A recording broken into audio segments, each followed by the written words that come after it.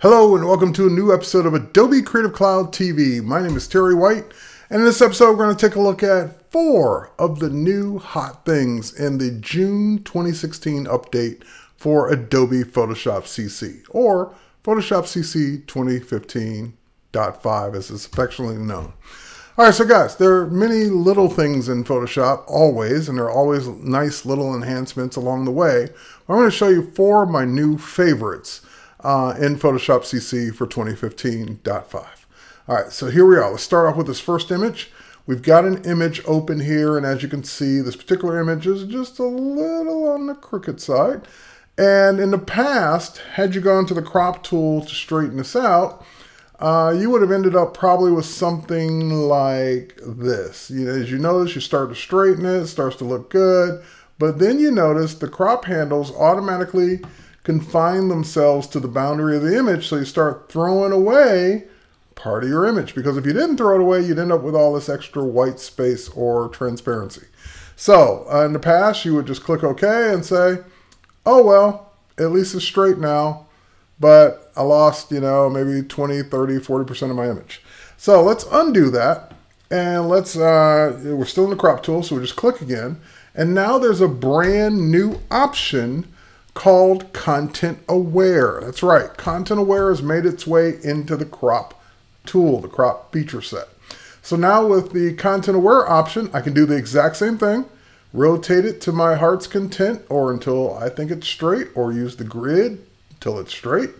And then once it's straight, you'll notice that the boundary box did not come in all the way. As a matter of fact, I can even expand it out further, and it will continue to grab more of the image. So you grab it out as much as you want. Now, keep in mind, it's having to replicate the pixels around the image. So once I click OK, it will do its thing, and it will then do its content aware. So if there are things that you're not happy with, like for example, I love everything around the sky, the rocks, everything around the mountains, the rocks, and waterfall, everything came out great, except I can see this kind of distinct line, which, most people might not notice, but I know that's a dead giveaway for my image.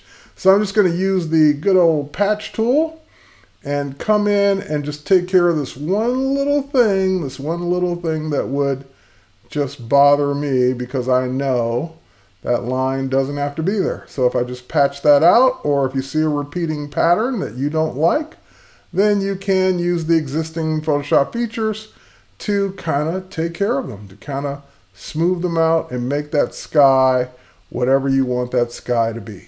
So that is my first favorite new thing in Photoshop CC, the June 2016 update, because I now get to keep more of my image when I do the content aware crop. If I need to crop in, straighten, or remove something, I get to keep the rest of the edges. All right, so second thing, and this is kind of some of that good old Adobe magic for Photoshop. So we've got a sign here, and as I can see from this sign, this is kind of like, it looks like a neon sign in the middle of the day, and it's kind of like handwritten letters. And what if I needed to recreate this for a menu, for a logo, for the companies whose cafe this is? Now, of course, if this was done by hand, there really is no font for this. But what I would love to see is the next best thing. I would love to see the closest font to it. So what I'm going to do is I'm just grab my type tool, and I'm just going to click the type tool right above it. And when I click the type tool right above it, I'm going to go ahead and type the word cafe. And it's in whatever font I was last in, with whatever settings I was last in. So let me go change a couple things. First of all, we'll change our tracking back to 0, and we'll change our color. We'll kind of match the color that's already there. Okay, great. So we got our color in place.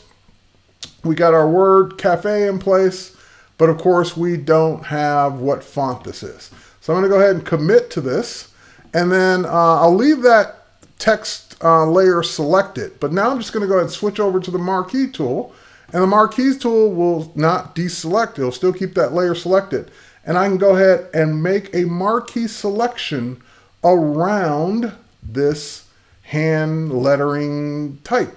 Now there's a little accent or lasso or something on the end of it. I don't really need that. So I'm just going to go ahead and say, make the selection around just the part that's typed. And what I would really love to know is which of my fonts or which of my available type kit fonts are close to this.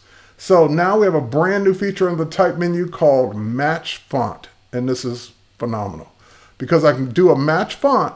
And the first thing it'll do is it'll go through my font list and start looking for fonts that are similar to it. Now again, it's hand lettering, it's not going to be exact, but I can see what's here. And what's even more important, because I have that type layer selected, I can even say, hey, what does kinescope look like regular? That kind of looks close. I'd be happy with that. Or maybe Quimby Mayoral. It's not exactly the same, but you know, it's close. I kind of like it. And Mistral regular.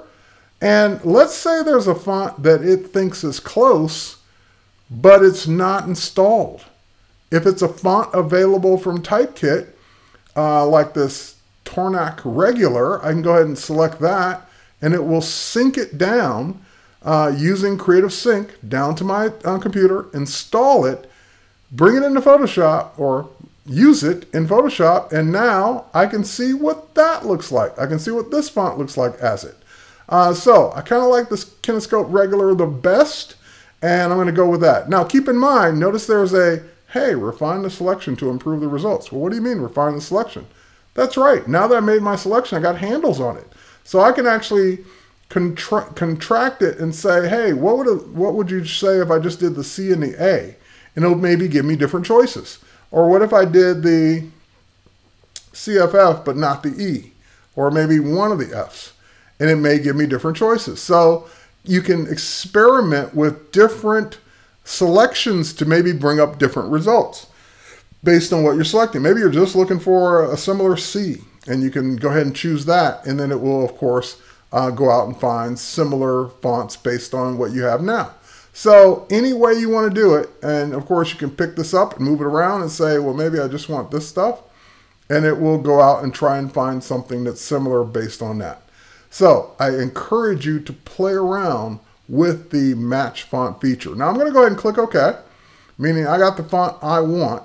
And I can deselect now, just hit Command D on my keyboard. Now I'm going to duplicate that layer just for a second. I just want to show you guys something real quick. Now that I got the duplicate layer, I'm going to move the other one over here. So this is the one we like. But I want to experiment with the original one. So I'm going to go back to my type tool. And with that layer selected, and my type tool, I'm going to pick a different font because I just want to show off a different feature that's kind of new to Photoshop when it comes to choosing, not only choosing your font, but choosing different glyphs in your font. The glyphs panel was added to Photoshop. We love that. But let's go ahead and choose one of my favorite script fonts. We'll choose Bicam Script Pro. And the reason I like to use Bicam Script Pro, especially for these tutorials, is because I know Bicam Script Pro has an extended glyph set or character set. So I'm just going to make that larger, bring it in place. Now, of course, it doesn't match. It's not supposed to. But what if I like this font, or if my client likes it, and maybe they don't like the C, or maybe they don't like the E in it? Well, I can select just the C, and now we get, in context, the alternate glyph selections for the selected character. So for example, I get to see what other C's are available in this font. And if my client likes that font better or that C better, we can do it. Maybe they want to change the ending, and I get all of these. It's like playing, you know, Jeopardy or something. Show me the E's, or, you know, I get to see all the E's on here. And I can choose that one instead. So you can really make a custom type design logo just by experimenting with the different glyphs that are available in different fonts. So your open type fonts, your Typekit fonts, they all have the potential to have extended character sets. Not all of them do, but some do. And if they do, you can go ahead and play around with it. So for example, maybe I'll select the C in this one, and it's only got a couple. So it's got this one and this one. So I can go ahead and choose that. Not much of a difference. Select the E. And there are no, or there are, I was going to say there are none, but Maybe that's the better one where it's not extended as far.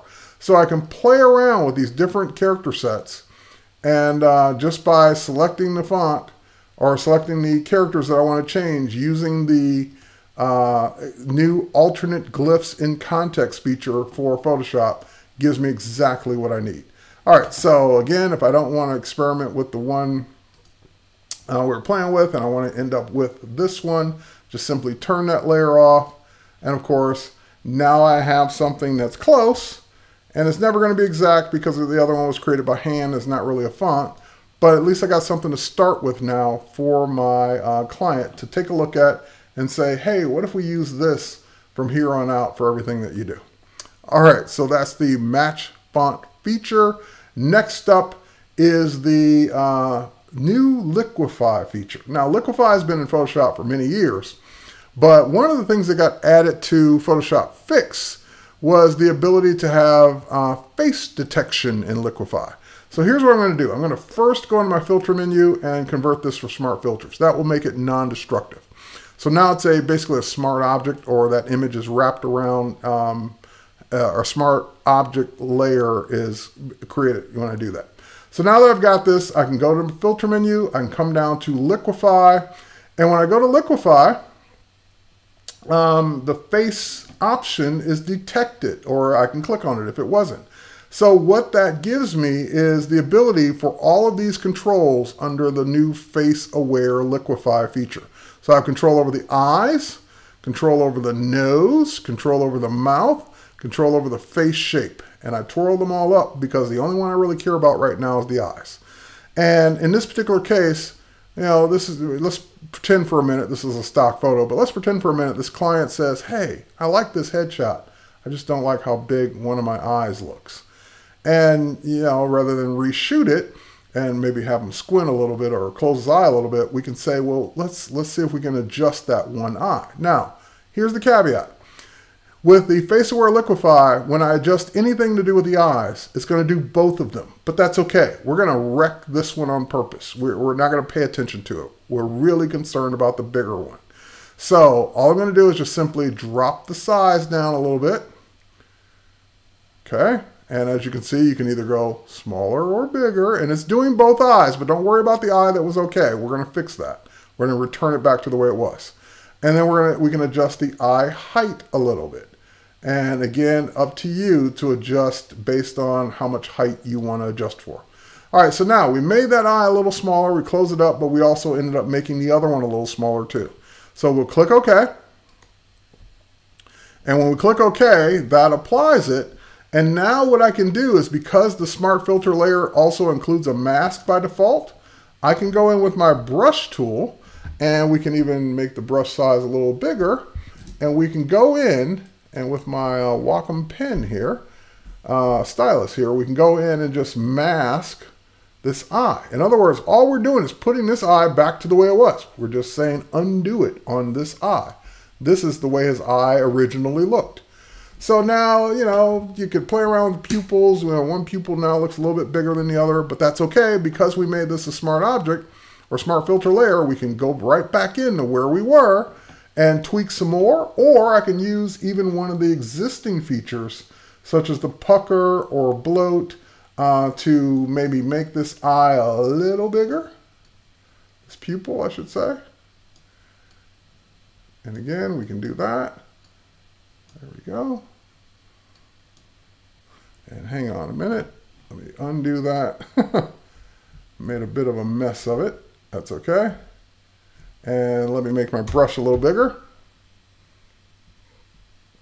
There we go. That should work a little bit better. Oh, you know why? Because we're using pucker, not bloat. My bad. Let's go back to the tool I should be on. Bloat tool. All right. Pucker's making it smaller. I was like, why is it doing that? Because I'm on the wrong tool. All right, we'll make it a little bit bigger. There we go. And again, it's still non-destructive. Ooh, we got too big here. Hang on. Easy to overdo that. So let's reset that one more time. Got a little carried away there. Let's bloat it out a little bit more. And just, again, with liquify, it's less is more. So just do maybe one click. All right, so there we go. Click OK. And again, the other one's masked, so it should return back to the way it was, and it did. So this is our before, and this is our after. We just made that eye a little smaller. Now, I think he's going to be pretty happy about it, so we can go right back to the face-aware liquify feature. We can go to his mouth, and we can just add a little smile. There we go. Because, you know, make him a little happier because he's happy now. His portrait looks a little bit better. All right, so with that said, that's the face-aware liquify feature. You can have a lot of fun with it. You can do some constructive things, or you can do some fun things. Totally up to you. Use your powers for good, not for evil. All right, next up, and probably the one that I'm going to use the most, and it is our new way of cutting an image out from its original source or background. So I've got this beautiful landscape picture with a horse on it from Adobe Stock. And I'm going to open up another image that I want to put on top of it. So let's go and find Marna Beach. I think that's the one. Yep, that's the one I want. And I'm going to go ahead and just simply drag this layer over to the horse layer and drag it down. All right, so that pulls her in. And of course, she came in. She's a little large for this image, so I need to scale her down. So I'll just hit Command T for free transform, Command 0, Control 0 on Mac, or I'm sorry, PC, and we'll just go ahead and scale her down just a bit, make it look a little bit more proportional. And then again, I don't want her legs to be covered in the front by those flowers or whatever she's standing in front of. I'm just going to pull it down just a little bit more. All right, so now that I got that in place, obviously, the backgrounds are different. Now, they're both skies, they're just different. And also, we don't need any of this foliage down here at the bottom. So, in the past, I would have done a selection first, whether it's quick select, lasso, whatever, and then I would have gone into refine edge. Well, now you can do this all in one step. You can still do it separately, but you can go to your select menu, and you come down to the new select and mask. With the new select and mask, you'll notice a brand new onion skin feature defaulted to, in my case, 50–60% transparency. So we'll bring it up a little bit more. And now I also have my selection features built right in. So I can do quick select, I can do lasso, I can do whatever I want. So I'm going to drop this brush down a little bit smaller. And then I'm just going to go ahead and quickly select her. So that's what quick select usually does. It makes a quick selection, not necessarily an accurate or best selection. And now what I can do is with the new onion skin feature, I can go in and play with the transparency. So I can even increase the transparency of the background and see exactly what I would get right now. And it looks good here, but trust me, there's some things we need to correct. So let's go back and let me show you a couple more options. We can see it as a red overlay. We can see it on black. We can see it on white. Onion skin, black, and white have the transparency slider. So for example, let's say I want to see it on black. Now I can see some of the problems here. Ooh, I missed all that too. So because the selection is still live, I can hold down my Option or Alt key and subtract from that selection. Oops, too much. Add that back in. And I can always keep redefining the selection based on this. Now, let me go ahead and zoom in a little bit here. And using the new refined brush, I can go in, make that brush a little bit bigger, and it remembers what the original background was. So I can come in here and just simply say, let's redefine that. Let's bring out some more of that hair. Let's get rid of some of that background and redefine this mask based on what I'm doing now. So when I let go, it'll recalculate the mask based on what I just did. So same thing around here, and same thing under her arm here. All right. And I think you will love cutting images out with this new feature. Now, of course, some images are going to cut out easier than others. It depends on the background, and I won't lie to you. Some backgrounds are nearly impossible to cut out. I mean, black hair on a black background, good luck. But in many cases, this will help you out and be faster than anything we did before. So I can turn on a little smart radius, and that will help around the edges that should be soft and the edges that should be hard. I can also now see this Again, with the transparency slider, I can see what that looks like on a black background, but more importantly, on the onion skin background, I can really start to see what that's going to look like on my new sky. And it blends in beautifully. So I encourage you to check it out. Now you can also still have Shift Edge, you still have the same controls you had in Refine Edge, and I have the ability to output this to a new layer with a mask in case I did miss something. I can go back and fix it later. So we'll say, give me a new layer with a new mask, and there it is. And if I zoom out, we've got our subject now cut out. We still have the original layer, but we've got our subject cut out, the ability to move her around, even with part of the old background there. We can still mask out if we need to. But we got the ability to move her around anywhere in the scene with her new transparent cutout hair. So I encourage you to download the trial of Photoshop if you don't already have it. Check this out with your own images. And if you do have a Creative Cloud membership, you definitely want to do the update and check this out. So with that said, those are 4 new things I love about the new Photoshop CC 2015.5 update that just came out today, the June update for Creative Cloud. Check it out, and we'll catch you on the next one.